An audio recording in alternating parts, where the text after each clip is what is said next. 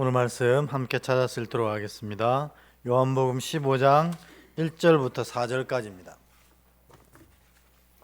요한복음 15장 1절부터 4절, 신약 173페이지입니다. 저와 여러분이 한 절씩 교독하도록 하겠습니다. 제가 먼저 읽겠습니다. 요한복음 15장 1절부터 4절 교독합니다. 나는 참 포도나무요 내 아버지는 농부라.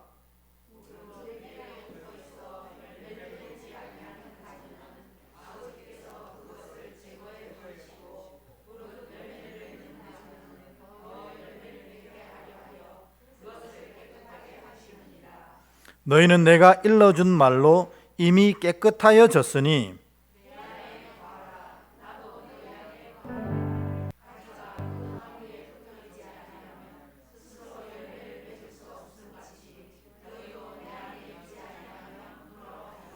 아멘. 네. 앞뒤로 한번 인사하고 오늘 말씀을 나누겠습니다. 예수님께서 당신을 구원하러 오셨습니다. 우리 한번 인사하겠습니다. 시작. 그래서 당신을 위하여 구하러 오셨습니다. 아멘. 네, 이제 성탄이 이제 코앞으로 다가왔습니다. 이 성탄의 놀라운 은혜는 다른 게 아니라 예수님이 나에게 이 구원을 허락하셨다는 증거로 이 땅에 오신 것이거든요. 근데 오늘 이제 본문 말씀을 먼저 잠깐 말씀드리면 이 구원에 대한 아주 중차대한 이 결단과 고백과 확신이 오늘 말씀에 기록되어져 있습니다. 그래서 오늘 말씀은 무엇보다도 아주 또 중요하다고 매주 중요하겠지만 아주 중요한 말씀입니다. 왜냐하면 이게 구원을 결정하는 말씀이기 때문에 그렇습니다. 우리 지난주에 얘기를 잠깐 또 얘기해 보면 우리가 이제 구원의 가장 중요한 것이 뭔가, 여러분 뭐겠어요? 우리 구원의 가장 중요한 게 역시 믿음 아닙니까? 오직 믿음으로 말미암아 구원을 얻게 되니까 우리 믿음 생활에서 가장 중요한, 우리가 날마다 내가 이게 있는지 없는지를 확인해야 되는 게 바로 믿음 아니겠습니까? 그러면 우리가 다른 사람 믿음은 뭐 우리가 평가할 것도 없고 또 평가할 자격도 없잖아요. 또 평가할 수도 없고.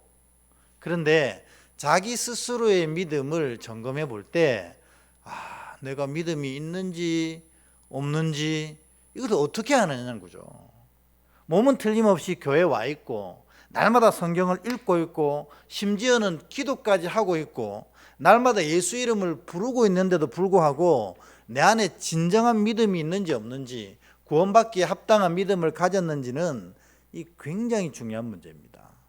근데 이거를 구별하는 것 무엇이 있을까? 사도 바울은 이 구원받은 믿음을 가진 사람에게는 이 기감이 있다 이렇게 얘기합니다. 이게 뭔지 아시겠어요? 기감. 항상 기뻐하라. 쉬지 말고 기도하라. 범사에 감사하라. 이게 명령어가 아닙니다. 하나님의 자녀는 이렇게 될 수밖에 없다. 왜? 믿음이 이렇게 만들기 때문에 그렇습니다. 여러분, 믿음이 우리 안에 있으면 우리가 기쁨이 넘쳐 오를 수밖에 없습니다. 제가 아주 세속적인 얘기로 이걸 비유를 들어서 안타깝긴 한데, 여러분 오늘 우리 사랑하는 정원승 권사님이 싱글벙글 해요. 권사님 뭐 좋은 일 있으세요? 좋은 일이 있습니다. 이 앞에 글자를 엄청 길게 하는 거예요. 엄청 좋은 일이 계시구나. 무슨 일인데요? 그러니까 예를 들어서요, 권사님이 로또를 한 장 샀다는 겁니다. 근데 이 로또가 16억짜리래요. 근데 그게 1등이 당첨된 거예요. 그러면 사실 권사님이 여기 앉아 있어도 마음은 벌써 천국 가 있는 거 아니겠습니까? 야, 이제 이 16억으로 뭘 할까? 전에 보니까 건물을 사갖고 교회를 빌려주신다 하더라고. 막 지금 이걸 어떻게 쓸지 몰라가지고 막 마음으로 계속 얘기하시면 어떻게 해요? 이 입이 저절로 귀에 걸리는 거예요. 16억 끝까지 그 16억 때문에 여러분, 아유, 쟤는 돈이 얼마나 있길래 16억을 그까짓 거라고 하느냐. 우리 하늘은행 총재가 우리 아버지시거든요. 우리 아버지가 하늘나라 총재잖아요. 그러니까 아버지께서 주시면 그런 것까지가 아무것도 아니거든요. 근데 어쨌든 그럼에도 불구하고 사실 우리 정은승 권사님이 16억짜리 로또가 탁 당첨됐으면 지금 그걸 숨길 수가 없을 거예요. 이게 이렇게 걸려가지고.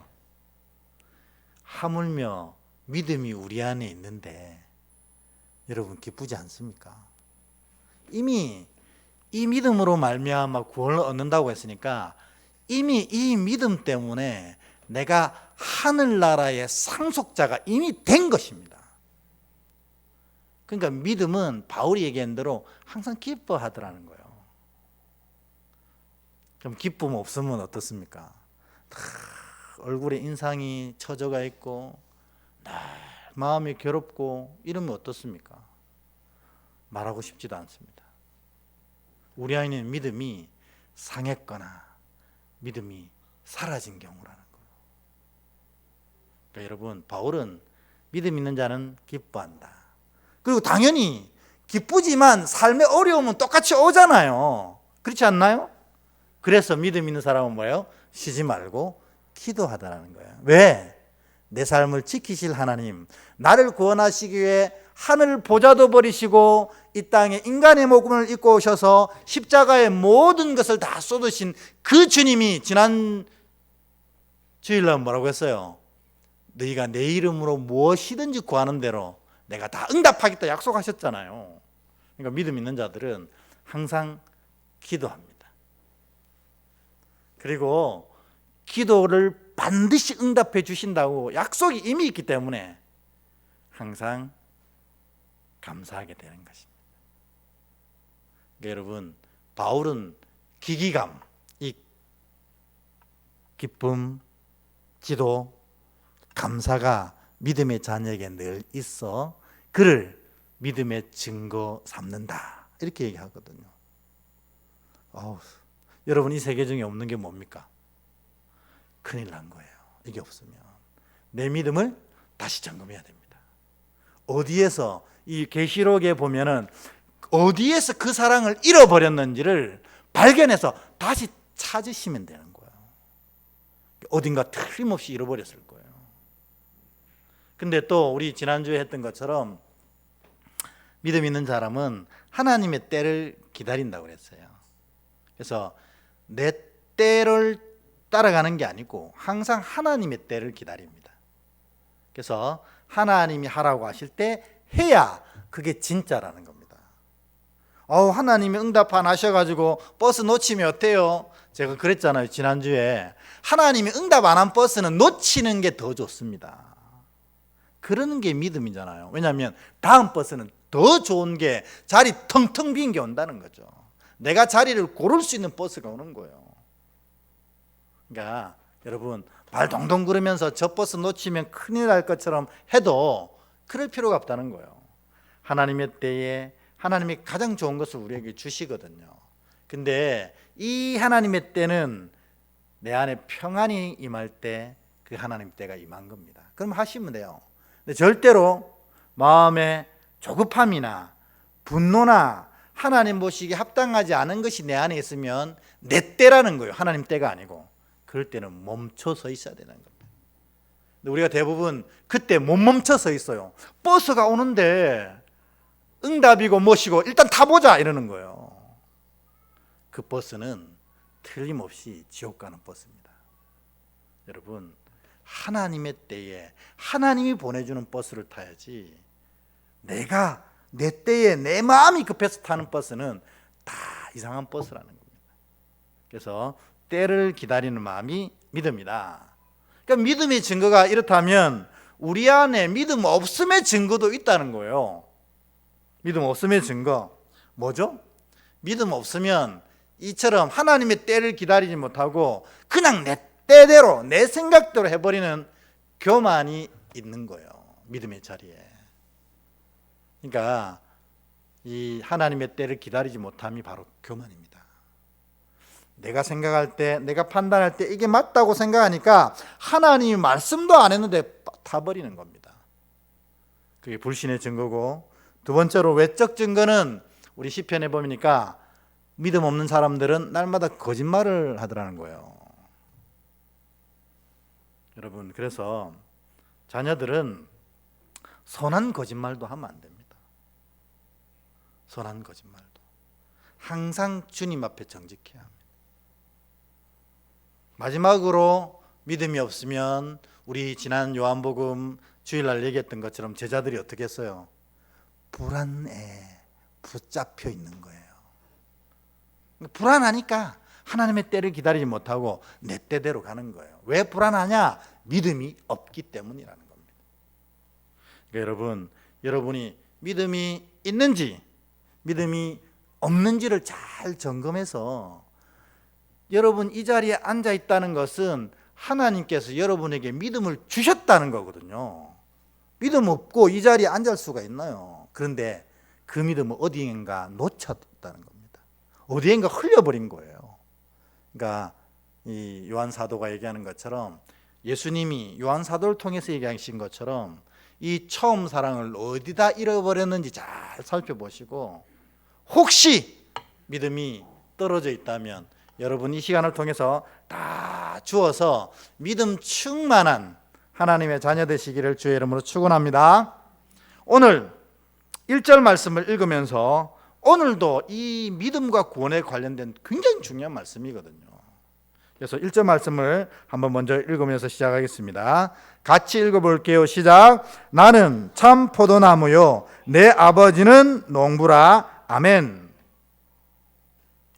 예수님이 1절에 나는 참 포도나무다 이렇게 얘기하셨어요. 이 참 포도나무, 이 참은 우리나라 말로는 한 글자로 되어 있는데 헬라 음절로는 5음절이에요. 그게 뭐냐면 알레디노스라는 말이 참이거든요. 이 알레디노스라는 말은 뭐냐면 겉으로 볼 때 되게 멋있어요. 그런데 막상 대화 몇 마디 나눠보면 아유 저 사람 아닌 것 같아 하는 사람도 있잖아요. 그런데 알레디노스는 와 겉으로 되게 멋있어. 근데 알면 알수록 더 멋있는 사람 있잖아요. 그런 사람을 알레디노스라고 불러요. 야, 저 사람은 처음 볼 때도 괜찮았는데 시간이 지나면 지날수록 더 진면목이 드러난다. 이게 알레디노스라는 겁니다. 우리 결혼 안 한 청년들은 이런 배우자를 만나야 돼요. 알레디노스 같은, 오늘보다 내일이 더 멋있는 사람, 이번 한 해보다 내년이 더 멋있어지는 사람. 그러니까 그 말은 뭐냐면 그 내면이 더 아름다운 사람을 말하거든요. 그러니까 기도하실 때 결혼 안 하신 우리 청년들은 주여 알레디노스를 만나게 해주세요 이렇게 합니다. 외모만 멋있는 게 아니고 능력만 있는 게 아니고 그 내면도 진짜 아름다워서 시간이 가면 갈수록 그의 가치가 더 드러나는 그런 사람을 만나게 해주십시오. 이렇게 기도해야 됩니다. 근데 보통 결혼을 해보면 이 결혼한 사람들이, 저도 이제 결혼한 청년들을 굉장히 많이 보냈으니까 이 결혼한 청년들이 딱 신혼여행 가면 깬다는 겁니다. 신혼여행 가면 깬대요. 이게 알레디노스가 아니라는 거죠. 겉으로는 번지를 했는데 속 알맹이가 엉망진창이더라는 거예요. 그러니까 열심히 기도하셔야 됩니다. 예수님은 참 포도나무라고 하는 건 뭐냐면, 예수님 겉모습 겉으로도 우리를 구원하시기 위해 애쓰지만 그 중심은 우리를 향한 사랑이 말할 수 없이 가득 차 있다는 분입니다. 이분이 우리 예수님인데 그게 바로 참이란 뜻입니다. 근데 포도나무는 뭐예요? 시편 80편 4절 한번 찾아보겠습니다. 띄워주실 거예요 아마. 시편 80편 4절 제가 읽겠습니다. 만군의 하나님 여호와여, 주의 백성의 기도에 대하여 어느 때까지 노하시리까. 이게 80편 4절인가요? 아닌데요. 80편 4절? 맞아요? 그러면 내가 잘못 적은 불러줬나? 10편 80편 4절인가요?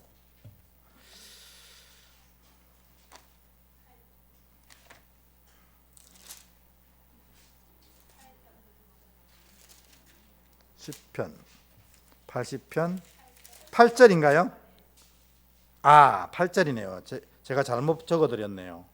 8절 제가 읽어볼게요. 8절 주께서 한 포도나무를 애굽에서 가져다가 민족들을 쫓아내시고 그것을 심으셨나이다. 이렇게 여기 포도나무가 나오잖아요. 근데 여러분 이 8절에 보면 이 포도나무가 누구인 것 같아요? 애굽에서 드러내어서 이 민족들을 쫓아내시고 가나안 땅에 심으신 이 포도나무는 이스라엘이잖아요. 그러니까 주님이 내가 참 포도나무라는 건 뭐냐면 내가 참 이스라엘이라는 겁니다. 내가 참 하나님의 백성이라는 거예요. 그 말은 무슨 말이냐면 나와 함께 있는 나의 자녀와 제자들은 하나님이 사랑하시는 참 이스라엘이 될 수 있다. 이것을 의미하는 겁니다. 어쨌든 1절은 예수님이 나는 참 포도나무요. 이 참 포도나무를 농부이신 아버지께서 지키신다, 가꾸신다 이렇게 얘기를 합니다. 여기까지는 아무 문제가 없어요. 근데 오늘 본문에서 우리가 정말 깊이 고민해야 되는 문제적 구절이 있습니다. 그게 뭐냐면 2절이에요. 요한복음 15장 2절. 우리 이 구절을 먼저 읽고 이 뜻을 한번 살펴보겠습니다. 요한복음 12장 2절 같이 읽습니다. 시작. 무릇 내게 붙어 있어 열매를 맺지 아니하는 가지는 아버지께서 그것을 제거해 버리시고 무릇 열매를 맺는 가지는 더 열매를 맺게 하려 하여 그것을 깨끗하게 하시느니라. 아멘. 여기에 보면요, 깜짝 놀랄 만한 말씀이 나옵니다. 뭐냐면 무릇 내게 붙어 있는 가지, 무엇을 말합니까? 예수님을 믿는 가지잖아요. 우리 예수님을 믿는 백성인데 이 예수님을 믿는 백성들 중에도 열매를 맺지 아니하는 가지 다 제거해 버리시겠다는 겁니다. 그러니까 이 말 그대로만 그냥 이렇게 읽는다면 한번 구원받은 백성이 그 구원의 반열에서 분리되어질 수도, 여기에 오늘 표현 그대로 하면 제거당할 수도 있다는 겁니다. 우리가 늘 표현한 대로 한 번 구원받았다가 구원의 반열, 구원받지 못하는 자가 될 수도 있다, 이렇게 얘기하고 있는 거예요. 여러분, 이 말씀은 우리가 늘 고백하는 말씀하고는 좀 다르잖아요. 그렇지 않나요? 우리가 믿음으로 말미암아 구원받았는데 이 구원은 절대로 흔들리지 않는다, 이렇게 배웠는데 오늘 예수님이 직접 얘기하시기를 내게 붙어있는 가지라도 열매를 맺지 아니하면, 믿음에 합당한 모습이 보여지지 아니하면 내가 그를 제거해버리겠다, 이렇게 얘기하시는 거예요. 그러니까 이게 굉장히 사실은 충격적인 말씀입니다. 그래서 이 말씀을 가지고 이때까지 엄청나게 많은 신학자들이 서로 싸웠어요. 갑론을박하면서. 그래가지고 칼빈의 제자 중에 이 베자라는 사람이 있거든요. 우리는 칼빈 장로교회잖아요. 이 칼빈의 제자 중에 베자라는 사람이 있는데 이 베자의 제자 중에 아주 뛰어난 신학자가 한 명 있었어요. 정말 모든 사람들이 얘가 진짜 제대로 되면 위대한 신학으로 바울을 잇겠다, 이렇게 했던 칭찬 들었던 이 신학자가 있는데 그 이름이 뭐냐면 아르메니우스라는 사람이 있어요. 아르메니우스. 그런데 이 사람이 이 구절을 보고 아하, 구원은 믿음으로 말미암아 얻는 것이기도 하지만 이 구원의 믿음으로 말미암아 얻은 구원은 순종으로, 열매 순종으로 말미암아 완성되는구나, 이렇게 느꼈던 거예요. 그래가지고 이 아르메니우스가 그렇게 선언합니다. 구원은 믿음과 더하기 순종이 필요하다 이렇게 얘기합니다. 그래가지고 많은 사람들이 이 아르메니우스 의견을 따라갑니다. 근데 결국 나중에 이 사람은 이단으로 정죄됩니다. 뭐 여러 가지 예정론에 대한 오해와 여러 가지 이유가 있어서 이단으로 정죄되는데, 그런데 이 본문에 대한 논쟁은 아직도 살아있어요. 과연 이게 구원이 믿음으로 말미암아 된다고 했는데 예수님은 열매 안 맺으면 제거된다고, 구원 못 받게 된다고 하시는 게 과연 무슨 뜻일까? 여러분 궁금하시죠? 여기 보면 열쇠는 이 제거하다라는 이 헬라어 단어에 있습니다. 여러분 요 제거하다라는 이 헬라어 단어는 무슨 말로 기록되냐면 아이로라는 단어입니다.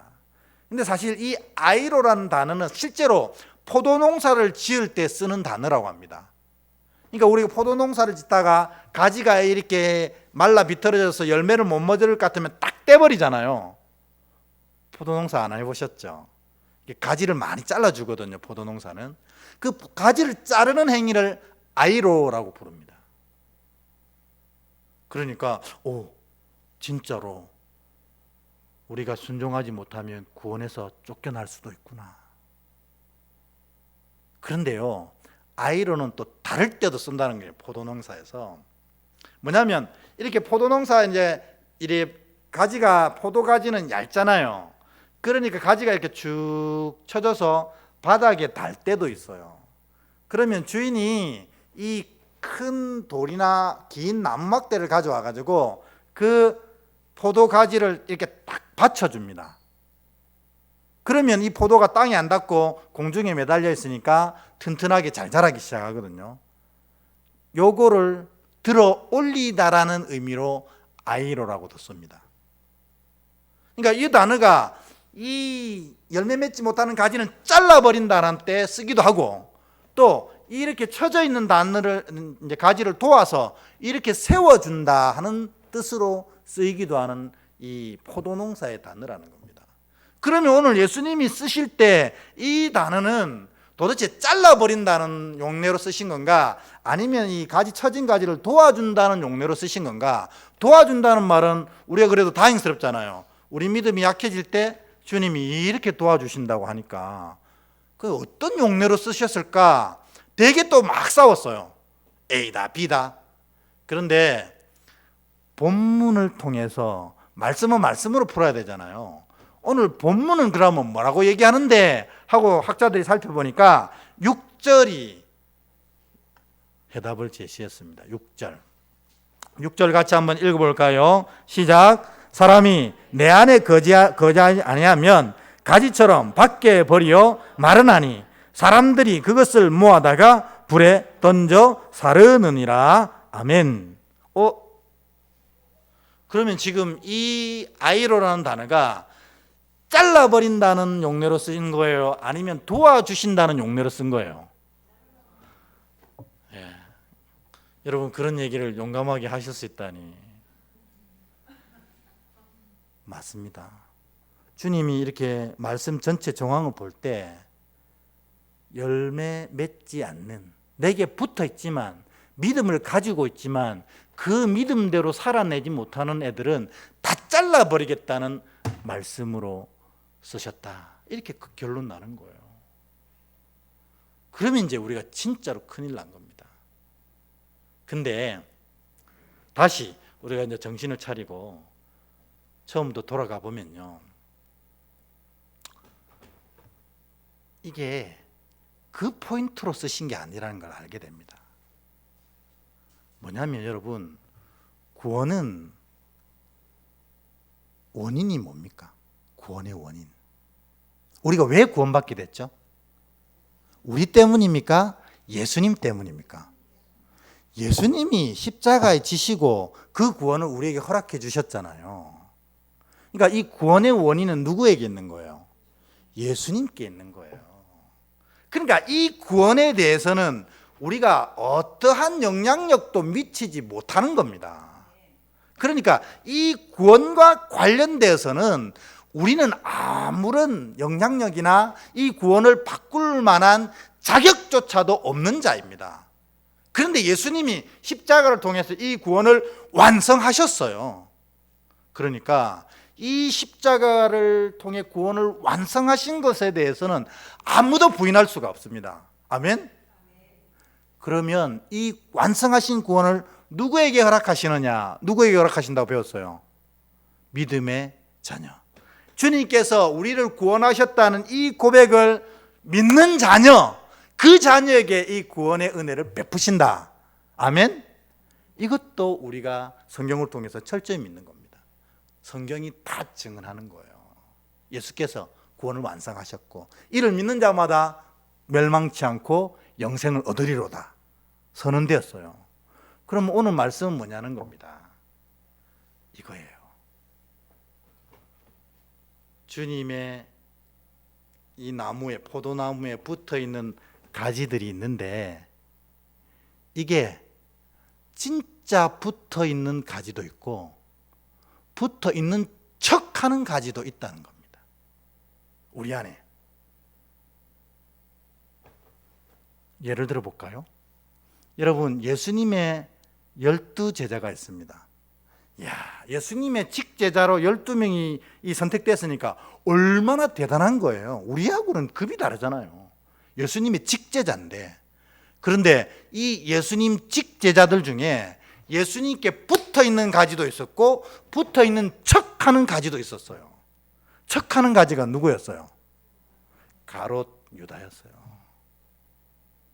그러니까 주님이 오늘 이 요한복음 15장 2절에서 내게 붙어있는 가지마다 열매 맺지 못하면 내가 잘라 없애버리겠다, 제거하겠다 하는 것은 뭔 얘기하냐면 가롯 유다와 같이 예수님을 믿고 예수님을 영접한 척은 할 수 있지만 진짜로 그 마음에 예수님을 믿는 믿음이나 예수님을 영접한 온전한 고백이 없는 자들을 향해서 했던 얘기라는 겁니다.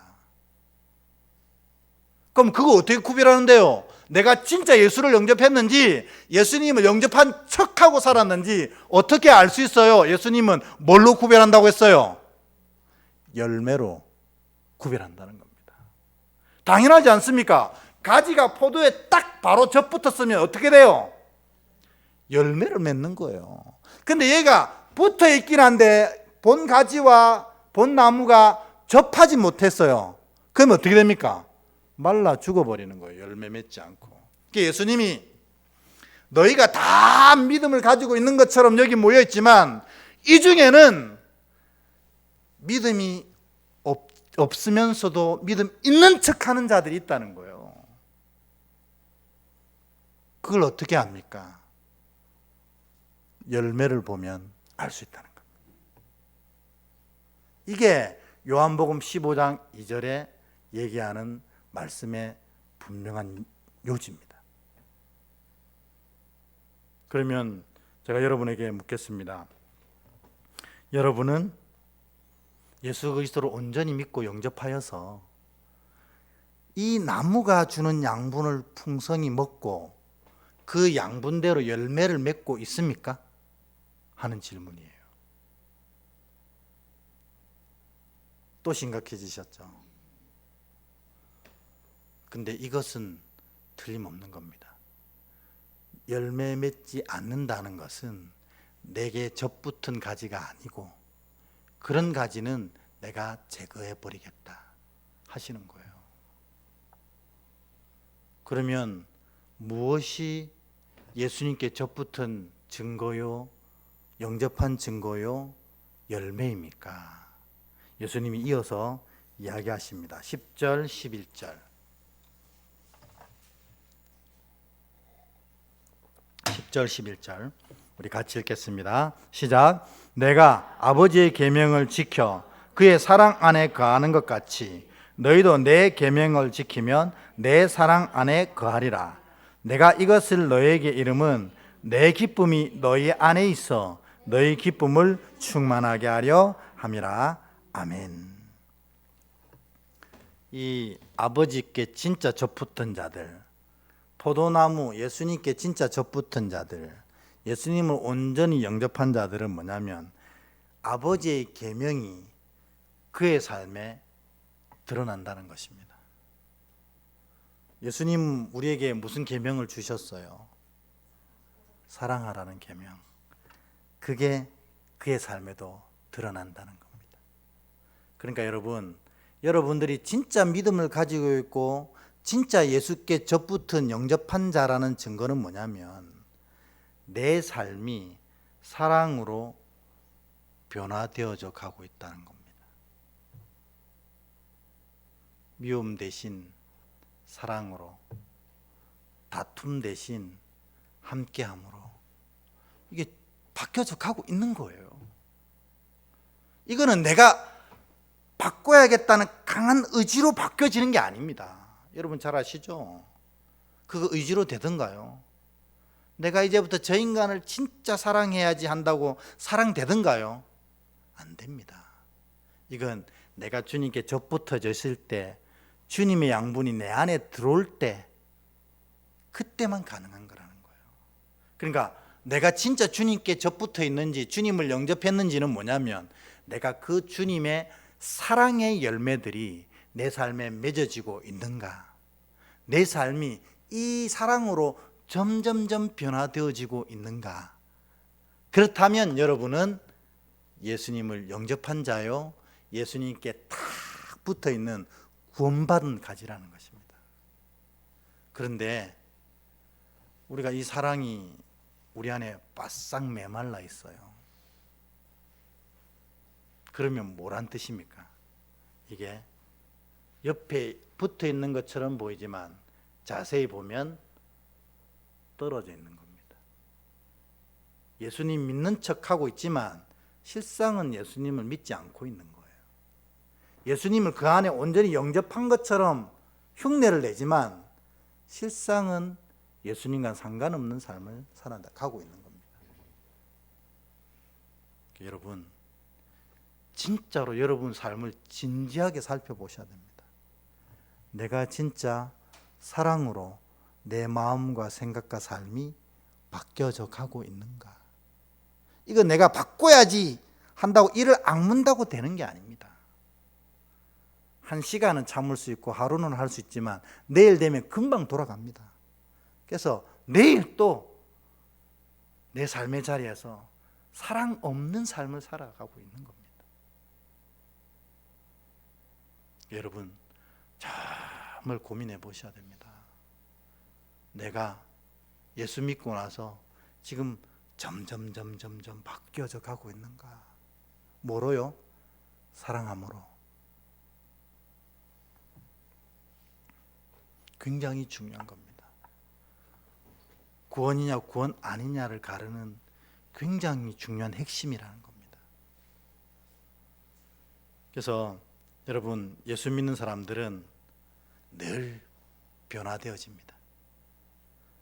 지난 주일보다 이번 주일이 더 사랑이 많아집니다. 이번 주일보다 다음 주일이 더 사랑이 깊어집니다. 그래서 말하고 행동하는 것 속에서 진짜 예수 그리스도의 사랑과 배려가 묻어나기 시작합니다. 여러분이 진짜 그런 자가 되시길 주의 이름으로 축원합니다. 근데 이게 내가 이를 악문다고 되는 게 아닙니다. 주님을 영접할 때만 일어나는 일입니다. 그러니 내가 어제보다 오늘 마음이 더 강팍하고 오늘보다 내일이 더 마음이 바싹바싹 말라가고 있다면 주님을 영접하지 못한 상태라는 거예요. 그러니까 자기 신앙을 남 보지 말고 내 신앙을 이걸로 분명히 점검해야 된다는 것입니다. 왜요? 구원에 관련된 거니까. 이게 이 예수를 영접한 참 믿음을 가진 자의 첫 번째 열매입니다. 사랑을 통한 변화가 일어나는가. 두 번째 16절입니다. 16절 같이 읽겠습니다. 시작. 너희가 나를 택한 것이 아니요 내가 너희를 택하여 세웠나니 이는 너희로 가서 열매를 맺게 하고 또 너희 열매가 항상 있게 하여 내 이름으로 아버지께 무엇을 구하든지 다 받게 하려 함이라. 아멘. 이 16절에 보면 예수님을 진짜로 영접한 자의 두 번째 열매가 나옵니다. 뭐요? 가서 열매를 맺게 하는 자라는 겁니다. 제가 이 얘기하면서 맨날 똑같은 얘기를 해서 좀 식상하긴 합니다. 여러분, 우리가 식당에 갔는데 식당의 음식만 맛있어도 얼마나 떠듭니까? 제가 이번에 이제 월요일 날 누가 항상 좀 복이 있는 것 같아요. 누가 자꾸 뭘 사준대요. 그래가지고 가봤더니 중국집에 데려갔는데 뭐 데려간 사람이 별로입니다 하고 데려갔는데 저는 되게 맛있더라고요. 그래가지고 다음에 우리 교우들하고 한번 와야겠다. 제가 다음에 중국집 데려가면 그 집입니다. 근데요, 밥을 하나를 먹어도 맛있으면 1번 가족 생각나고 2번 교우가 생각나거든요. 근데 천국이 내 안에 있는데 이 천국을 안전하고 나만 알아야지 이런다면 영접한 자가 아니라는 거예요. 영접한 척하는 자입니다. 믿음을 가진 자도 아니고 믿음을 가진 척하는 자라는 겁니다. 주님의 복음이 맛집 하나보다 못합니까? 주님의 복음이 지나가다 본 아주 멋있는 카페 하나보다 못합니까? 그게 아니라는 거예요. 정말 내가 영접하고 주님의 양분이 내 안에 쫙 차오르면 기쁨과 기도와 감사가 넘치게 되어서 이것을 전하지 않을 수가 없는 거예요. 그래서 틈만 나면 예수 믿으세요. 삶이 달라지고 행복해집니다. 이 얘기를 하는 겁니다. 여러분 어떻습니까? 이 영혼 구원의 열매가 여러분에게 맺어지고 있습니까? 내가 맺는 건 아닙니다. 사실 성령이 하시지만 내가 하는 일은 뭐냐면 가서 이 열매를 전하느냐는 거예요. 그러니까 우리가 다 예수 믿는 척 하지만 진짜로 예수가 마음 중심에 자리한 사람은 입에서 예수의 복음이 날마다 흘러나가는 겁니다. 삶에서 예수의 사랑이 날마다 흘러나가는 거예요. 이게 영접한 자의 특징이고 이게 구원받은 자의 특징이고, 이런 구원은 세상이 수천 번 뒤집어져도 변하지 않는 놀라운 구원의 완성이 이미 일어난 사람이라는 겁니다. 여러분이 진짜 그런 구원받은 자가 되시길 축원합니다. 만일 여러분 오늘 진지하게 생각해 봤는데 내가 사랑으로 변화 안 된 것 같아, 아직까지도 어디 가서 예수 이름 얘기하기가 너무 힘들어, 이렇다면 다시 영접하셔야 됩니다. 진지한 마음으로 고민하시고 다시 영접하셔야 돼요. 내년부터는 한 달에 한 번씩 예수 영접 모임이라는 것이 있습니다. 그런 분들 오셔요. 저랑 같이 다시 예수 그리스도를 고백하고 영접하는 걸 그 자리에 합니다. 진짜 영접한 자는 삶에 이런 놀라운 변화가 일어납니다. 삶으로는 사랑이 흘러나가고 입으로는 복음이 흘러나갑니다. 내가 이게 안 된다면 아직 영접 안 한 자일 수 있다는 거죠. 그런 자들을 요한복음 15장 2절에서 제거해버리겠다, 이제는 제거해버리겠다, 주님이 선언하신 거라는 겁니다.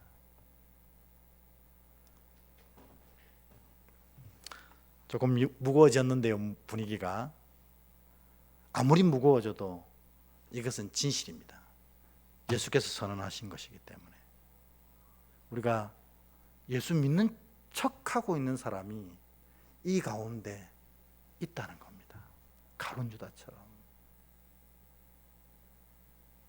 예수 믿는 척은 아무런 의미가 없습니다. 정말 내가 예수를 믿고 온전히 예수를 영접해서 그 예수의 에너지가 내 안으로 흘러 들어와서 내가 삶으로 사랑이 점점점 펼쳐지고 입으로 점점 복음이 흘러나가고 있는지, 이게 오늘 예수 믿는 자들이 끊임없이 스스로를 돌아봐야 될 요소라는 겁니다.